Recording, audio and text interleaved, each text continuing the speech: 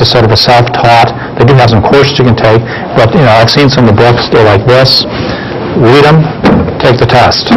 Okay, that's sort of the attitude they have. But if you get it, and there's our chief investment officer, for example, is the CFA, and a lot of our financial folks are, it'll be sort of the gold card to get into the investment community, particularly at the institutional investment level. But I think in the business world, an MBA would be important. If you got a legal degree and an MBA, that's even better. And some programs are like that. You can do both. Not that you have to practice law, but at least gives you, the legal profession gives you an understanding of how society physically operates. It's a nuts and bolts understanding of the society. So, yes. When your employees get themselves in trouble after the discipline profession, what are the issues that are typically getting them in hot water that you have to deal with? Yeah, fortunately, we've not had any what I call real serious issues. Usually it's time and attendance issues that we have problems along those areas. We've not really had much in the area of theft. We had one criminal issue one time with one of our employees, which it caused some problems, but we dealt with that. But usually it's time and attendance issues, poor performance. Yeah, what I call the line staff would be unionized, and then it's union and civil service, so we have a double whammy to deal with them.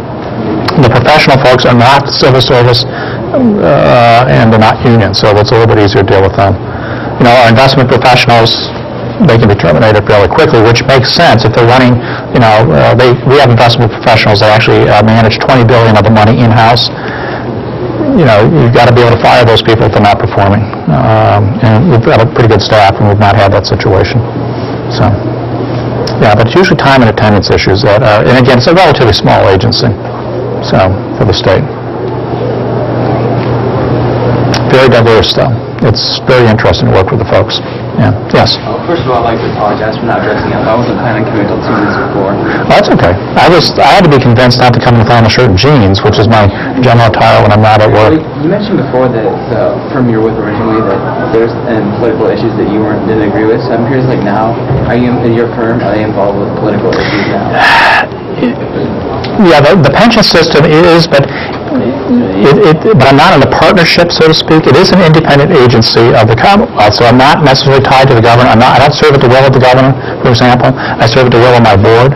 And if you think about it, the pension system is essentially, we practice the main overriding legal principles are the law of trusts. I'm actually a fiduciary of the system. The board members are fiduciary of the system.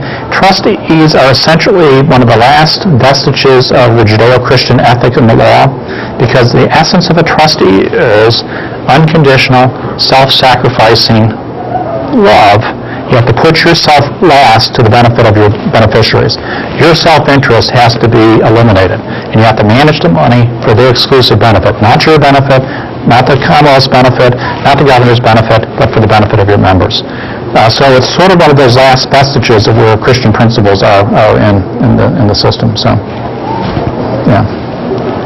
Other questions? And it makes it relatively easy for me to do it. So, other questions? Yes? Do you ever find it uncomfortable to express Christian values in the workplace?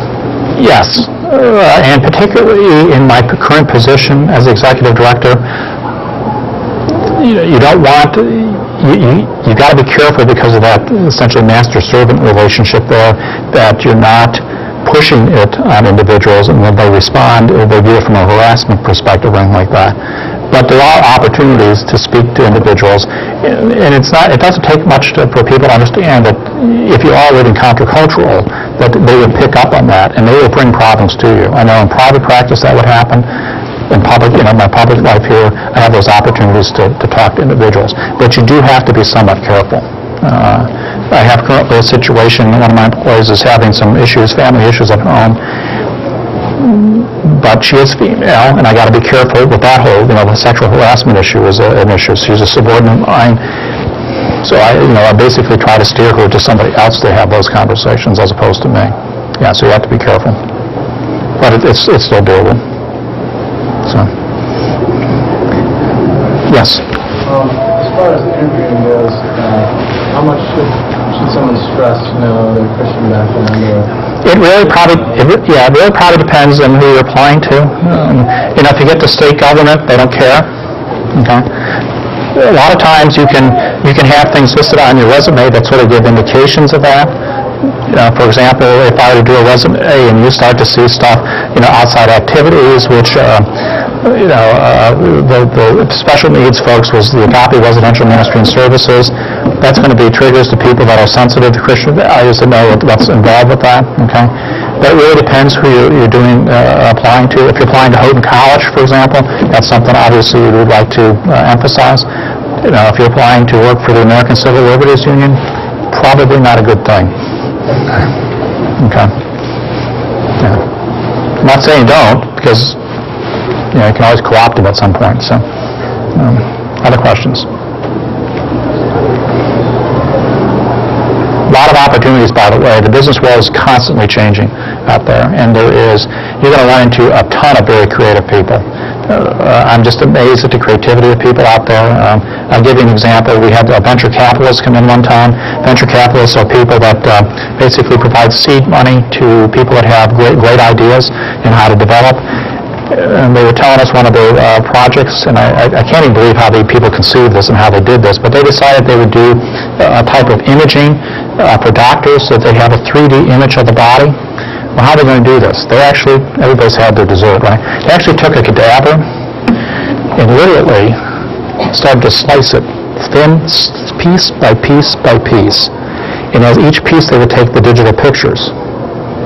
And I'm sitting there thinking, A, who thought of this? Okay, much less B was willing to do it. Okay, very successful. But if you think about how are you going to get that type of imaging to have it very accurate? And of course, then I'm sitting there thinking, well, if you had to do it to a guy, you'd have to find a lady to do it to too. But just like Swiss cheese all the way down through. And very successful. But, where's that creativity come from to come up with that concept? And I would never have thought that, so. One more question. Sure. About time to wrap up, but some of our seniors particularly are going to be heading off to job interviews, some of the related to that. But, marketing a liberal arts degree. Most employers are, I think, first interested in skills and technical things and training. But how are they talking? Well, actually, I'm rather a lot of business is so technical now. So, for example, in our business, if we're hiring people to actually help process and understand the benefits, you're not going to learn that at any school. I'd rather have people that have the ability to learn quickly with that liberal arts background than not. And a lot of businesses, because it is very technical, they really want people that have a broad background, that they can have the ability to learn quickly these issues. And again, a lot of businesses are requiring you to be more than just technical people. If you're going to be, for example, in finance and all that, you need to be able to speak to people, do presentations, have that background. So that's what you want to do. You're a quick learner. You've had a broad exposure. When you go to a formal dinner, you know what to wear, what to eat. Don't spill stuff on the guy across from you and all that sort of stuff. So it's a much broader perspective. Jeff, by the way, never learned those concepts. All right. We have